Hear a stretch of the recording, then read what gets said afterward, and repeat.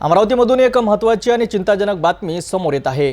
शहरातील 65 वर्ष जुन्या हमालपुरा ते राजकमल चौकाकडे जाणाऱ्या रेल्वे पुलाला मोठे तडे गेले आहेत।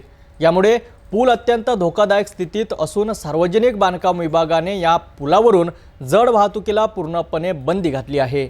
सध्या केवळ दुचाकी वाहनांनाच ये-जा करण्याची परवानगी आहे। यामुळे शहराच्या वाहतूक व्यवस्थेवर मोठा परिणाम झाला असून नागरिकांना अडचणीचा सामना करावा लागत आहे।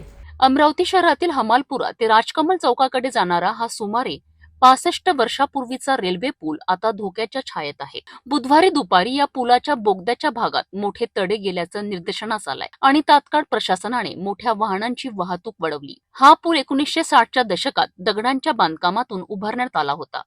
यापूर्वीही या पुलाच्या दुरुस्तीवर लाखो रुपये खर्च करण्यात आले होते, परंतु ती दुरुस्ती केवळ दिखाव्यापुरती आणि निकृष्ट दर्जाची होती।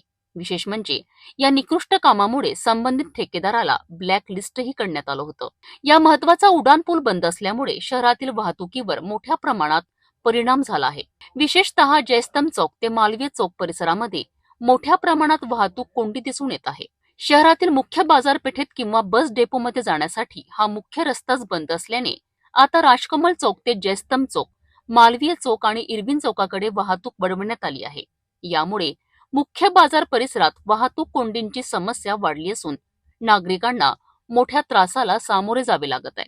23 जुलैच्या रात्रीपासून हा उड्डाण पूल बंद करण्यात आला असला तरी सार्वजनिक बांधकाम विभागाकडून अद्यापही कोणतीही ठोस हालचाल दिसून आलेली नाही, ज्यामुळे नागरिकांमधील चिंता वाढत आहे।